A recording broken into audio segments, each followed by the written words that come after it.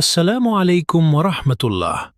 প্রিয় ভিউয়ার্স, আশা করি আপনারা সবাই মহান আল্লাহর রহমতে ভালো আছেন। আমি আবারও হাজির হলাম আপনাদের জন্য নতুন একটি ভিডিও নিয়ে। আশা করি আজকের ভিডিওটি আপনাদের অনেক উপকারে আসবে এবং ভালো লাগবে ইনশাআল্লাহ। ভিডিওটি যদি আপনাদের ভালো লাগে তাহলে অবশ্যই আমার চ্যানেলটি সাবস্ক্রাইব করবেন, ভিডিওটি লাইক ও শেয়ার করবেন এবং আপনাদের মূল্যবান মতামত কমেন্ট করে জানাবেন।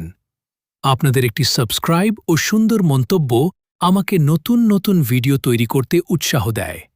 তো কথা আর না বাড়িয়ে চলুন শুরু করা যাক আজকের ভিডিও।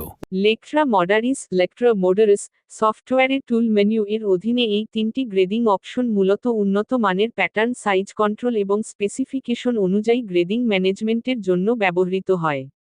আপনার দেওয়া ছবি অনুযায়ী এই টুলগুলোর কার্যপদ্ধতি নিচে বিস্তারিত আলোচনা করা হলো। 1. গ্রেডিং, সাধারণ গ্রেডিং। এটি মডারিসের সবচেয়ে বেশি ব্যবহৃত স্ট্যান্ডার্ড গ্রেডিং টুল। এর মাধ্যমে আপনি মাস্টার সাইজ, যেমন এম থেকে অন্য সাইজগুলোতে এস, এল, এক্সএল প্যাটার্নকে ছোট বা বড় করেন। কিভাবে কাজ করবেন? 1. কিবোর্ড থেকে F6 প্রেস করে গ্রেডিং মেনুতে যান। 2. প্যাটার্নের যেকোনো পয়েন্ট সিলেক্ট করুন। 3. কন্ট্রোল প্যানেলে গিয়ে DX লম্বা এবং DY চওড়া এর ভ্যালু ইনপুট দিন। 4. এটি আপনার সাইজ টেবিল অনুযায়ী সব সাইজে অটোমেটিক গ্রেডিং অ্যাপ্লাই করবে। 2. Spec grade 1 special grading 1। এটি মূলত নির্দিষ্ট বা বিশেষ কোনো ধাপে গ্রেডিং করার জন্য ব্যবহৃত হয়। যদি আপনার এমন কোনো ডিজাইন থাকে যেখানে স্ট্যান্ডার্ড গ্রেডিং রুল কাজ করছে না, তখন এটি কাজে লাগে। কিভাবে কাজ করবেন?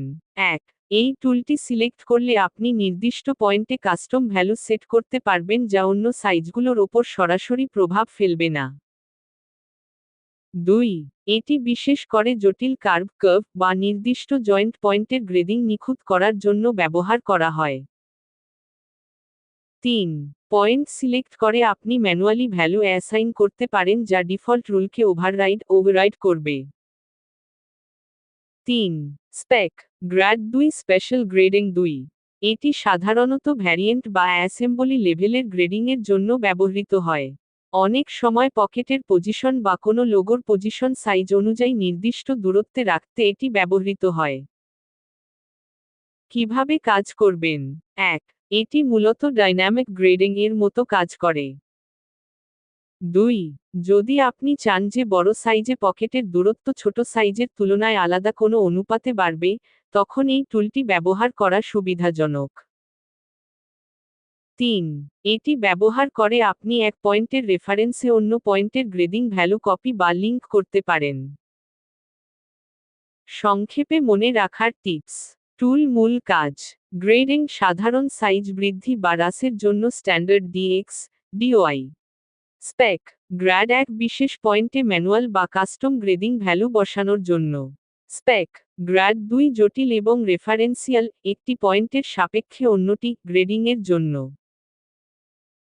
পরামর্শ: কাজ শুরু করার আগে নিশ্চিত হয়ে নিন যে আপনার সাইজ টেবল .aven ফাইল সঠিকভাবে লোড করা আছে, অন্যথায় এই টুলগুলো দিয়ে কাজ করলেও আউটপুট দেখা যাবে না। কিবোর্ডের G বাটন চেপে আপনি গ্রেডিং অন অফ করে প্রিভিউ দেখে নিতে পারেন। আজ এই পর্যন্তই। আবার দেখা হবে নতুন একটি ভিডিও নিয়ে। সাথে থাকুন। ধন্যবাদ সবাইকে। YouTube video ending suggestion.